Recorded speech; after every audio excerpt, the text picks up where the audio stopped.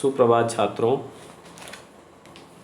आज का टॉपिक है संसार सागर से नायक। संसार सागर के नायक। तो देखिए, प्रस्तुत पाठ अनुपम मिश्र की कृति आज भी खरे है। तालाब के संसार सागर के नायक नामक अध्याय से लिया गया है।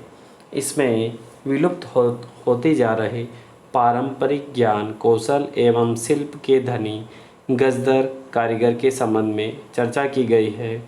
पानी के लिए मानव निर्मित तालाब बावड़ी जैसे निर्माणों को लेखक ने यहाँ संसार सागर के रूप में चित्रित किया है। के आसन ते अज्ञात नामान। कौन थे वो अज्ञात नाम वाले, यानी इनका निर्माण करने वाले कौन थे जिनका नाम हमें नहीं पता। तो देखिए, शतसहस्र तड़ागा सहसैव शून्यात् न प्रकटीभूता। 100 हजारों तालाबों को अचानक से आकाश से तो प्रकट होते हुए हमने नहीं देखा। इमे एव तड़ागा अत्र संसार सागर आई थी। ये ही तालाब यहाँ संसार सागर है, संसार के सागर हैं। इस प्रकार एतेषाम आयोजनस्य नेपथ्ये, इनके आयोजन में पर्दे के पीछे निर्मापयति तृणाम एककम निर्मातृणाम च दशकम आसीत। इनका आयोजन बनवाने वाले की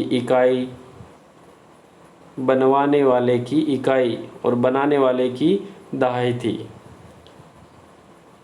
यानी जो बनाने वाला था, बनवाने वाले की इकाई और बनाने वाले की दहाई, यानी जो बनाता उनको पैसे मिलते थे। एतत् एककम दशकम चे आहत्यम शतकम सहस्त्रम व रचयत। इसमें इनमें से एककम दशकम इकाई दहाई सैकड़ा, इकाई दहाई सैकड़ा, सहस्त्रम हजार, इनकी रचना करते थे, बनाते थे। इन तालाबों की रचना होती थी। परम विगतेषु 200 वर्षेषु नूतन पद्धत्या समाजेन यत् किंचित पठितम। लेकिन विगत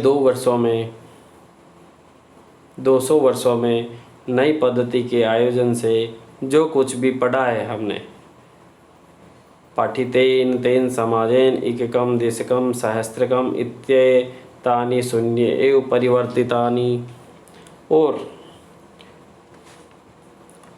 पढ़े हुए समाज ने इकाई दहाई और हजार इत्यादि को शून्य में परिवर्तित कर दिया, बदल दिया।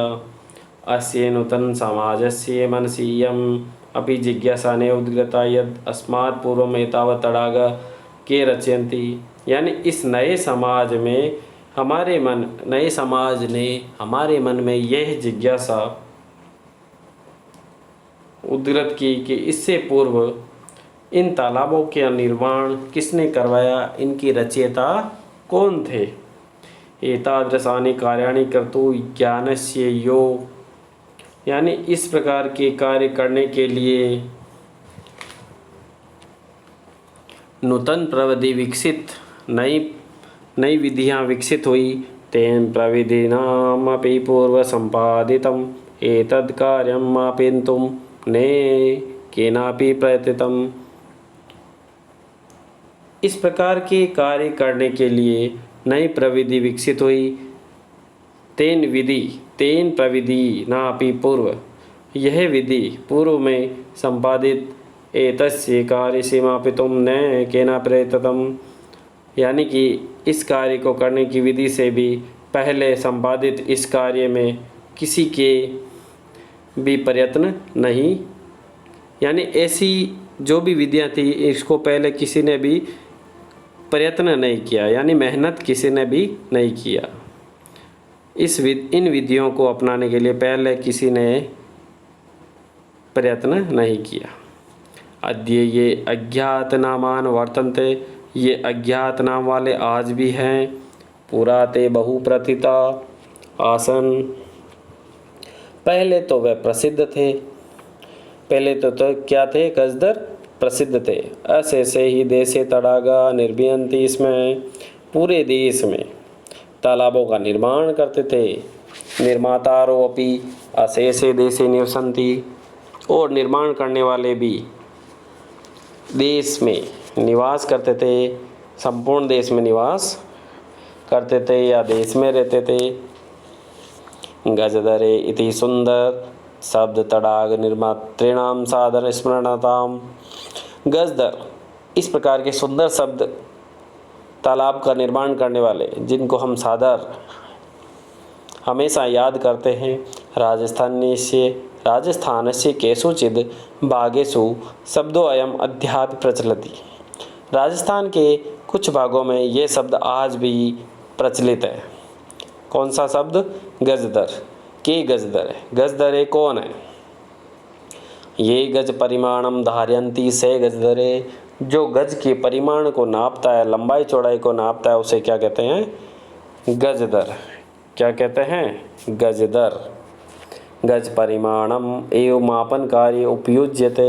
गज के परिमाण कोई मापने का कार्य उपयोग में लेते हैं। समाजे त्रिहस्त परिमाणित कई लोय हस्ते गृहीत्वा चलन्ते। समाज में 3 हाथ के नाप की लोहे की छड़ी लेकर, हाथ में लेकर चलते हुए गजदरा यानी गजदर इदानीम शिल्पी रूपेण नेव समादृता संति।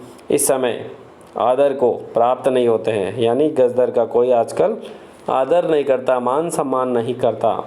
गजदरे ये समाज से गांभीर्यम मापियेत इत्यस्मिन् रूपे परिचित है। गजदरे जो समाज की गहराई को मापते हैं, इस प्रकार से ये परिचित है, इस रूप में परिचित है। गजदरा वास्तुकार आसन, गजदर वास्तुकार भी होते हैं। कामम ग्रामीण समाजो बहुतो नागर समाजो वा तस्य नव निर्माण से सुरक्षा प्रबंध से चेदायित्वम गजदरा निर्बालयन्ति स्म।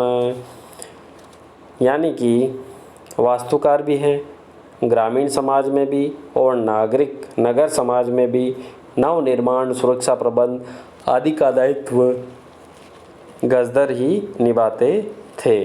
नगर नियोजनात् लघु निर्माण पर्यंतम सर्वाणि कार्याणि एतेस्वेन आदृतानि आसीत्। नगर नियोजन से लेकर लघु निर्माण तक सभी कार्य इन्हीं के द्वारा किए गए जाते थे। ते योजनानां प्रस्तुतवन्ति, वे सबसे पहले क्या करते थे? प्लानिंग बनाते थे, योजना प्रस्तुत करते थे।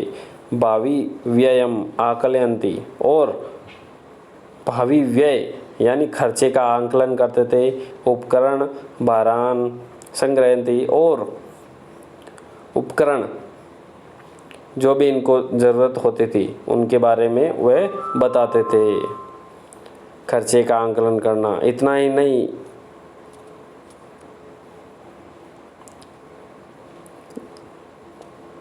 उपकरण के बारे में ही बताते थे। प्रतिदाने ते देने ते दयाचन्ते इसमें यद दातुम ते साम स्वामिन ए समर्था भवेयु। कार्य समाप्तो वेतनानि अतिरिच्य गजदरेभ्यः समानपि प्रदीयते नवेतादृशेभ्यः शिल्पिभ्यः। कहने का मतलब प्रतिदाने तेन न देते याच्यन्ते, खर्चे का आंकलन ही नहीं, वह